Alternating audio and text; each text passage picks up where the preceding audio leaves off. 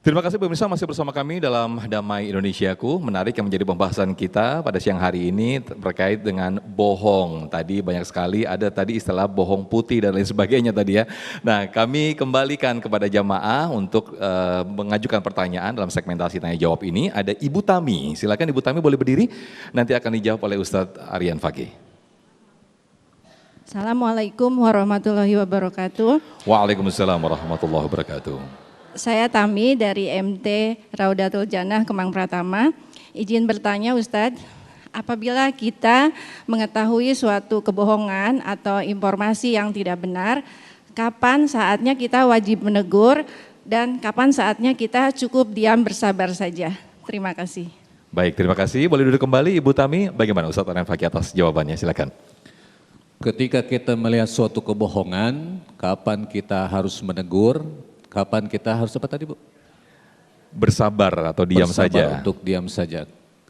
Memang sebetulnya kejujuran itu harus diungkapkan walaupun pahit rasanya.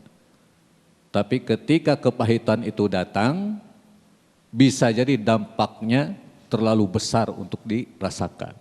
Makanya kita perlu juga untuk bagaimana memahami keadaan yang ada.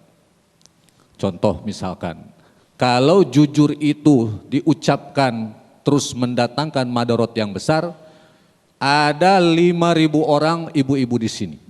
Semuanya anggota majelis taklim. Ada anggotanya 1 orang tidak hadir sekarang karena penyakit TBC stadium 5. Kata ketuanya, nanti setelah acara ini kita tengok si Ece itu ke sana. Rumahnya 2x2, penyakitnya TBC stadium 5. Nengok 500 orang ke sana, lalu ketika nengok Ece teh sakit apa? Pengap nih. Oh sakit begitu ya, kemarin aja tetangga saya mati langsung. Kira-kira itu bohong tidak? Jujur dia, melihat keadaan, pernah melihat keadaan yang sama, lalu dia ungkapkan. Dan ternyata efeknya setelah ibu berbicara seperti itu, mati dia. Perlu kita untuk bijak dalam bagaimana menggulirkan satu kebenaran. Kalaulah memang belum bisa digulirkan sekaligus, maka gulirkanlah secara bertahap dengan momen yang tepat. Di saat orang bahagia, mulai kita spill sedikit. Mulai disentil-sentil sedikit. Dicicil sampai pada masa waktunya dia siap menerimanya. Begitu paling. Baik, termasuk juga mungkin sekaligus untuk tabayun ya, untuk mencari informasi kebenaran, mengumpulkan informasi kebenaran sehingga saat tepat waktunya baru kita ungkapkan kejujuran atau kebenaran itu. Terima kasih Ustadz Aryan Fakih atas jawabannya. Kami kembali lagi kepada para jamaah. Ada Bapak Abul ya, Bapak Abul Fakhri, betul? Oh Bapak Abul Siregar, silakan Bapak. Assalamualaikum warahmatullahi wabarakatuh. Waalaikumsalam warahmatullahi wabarakatuh. Saya Abul Siregar dari Rumah Amal Baitul Jihad. Kebetulan kami mengelola zakat infak sedekah. Pertanyaannya Pak Ustadz, jika seseorang pemimpin atau pemberi amanah pernah melakukan kebohongan atau tidak jujur termasuk asal usul hartanya, kemudian bertobat meminta ampun kepada Allah, apakah diterima tobatnya atau perlu juga tanggung jawabnya kepada manusia yang dibohonginya?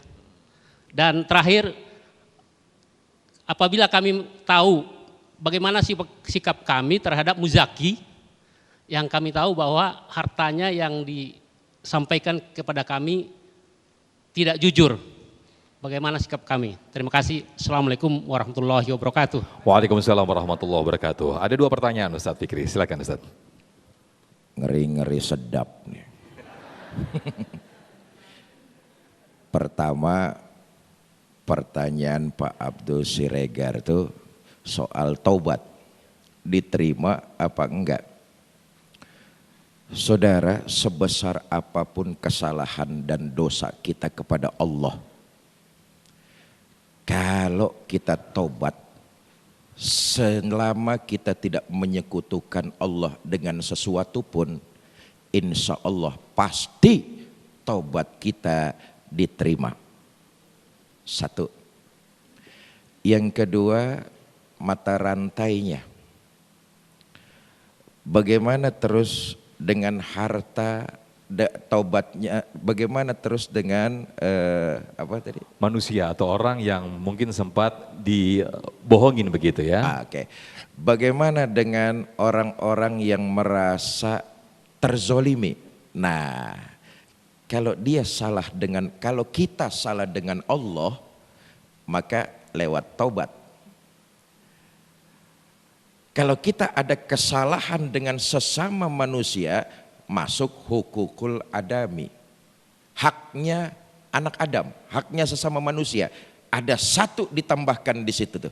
Setelah menyesal tidak akan mengulangi, lalu bertobat, mengerjakan amal kebaikan, minta maaf kepada orang yang kita zolimi.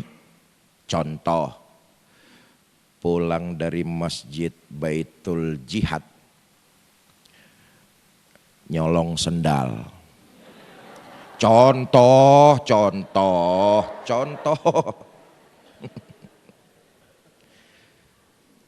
Sampai rumah besok tahu, sadar, bertobat kepada Allah. Taubat kesalahannya insya Allah pasti diampuni oleh Allah. Tinggal satu udah kerjain, pulangin sendalnya. Enggak ada Ustadz, sendalnya bukan sendal orang sini, bukan sendal orang perumahan. Cari, bikin pengumuman. Nah, itulah sistem negara kita tuh, KPK. Mudah-mudahan dengan disita oleh negara yang ujung-ujungannya nanti itu dikelola untuk kemaslahatan rakyat Indonesia juga. Hal itu sudah termasuk di dalamnya, mudah-mudahan. Disita sama KPK, disetorin lagi ke kas negara, dilelang uangnya untuk kesejahteraan rakyat juga. Kesehatan gratis, pendidikan gratis. Yang itu gue nggak mau jawab, males. Saya pikir begitu, wallahu a'lam bishawab. Baik, terima kasih Ustadz Fikri Haikal atas jawabannya. Dan pemirsa, kami masih ajak Anda, kepada Anda yang ada di rumah, untuk berinteraksi lewat video call kami di nomor telepon yang sudah kami cantumkan di layar kaca. Dan jangan lupa Anda daftarkan nama dan juga pertanyaan Anda. Tetaplah bersama kami dalam Damai Indonesiaku, usai jeda kami kembali.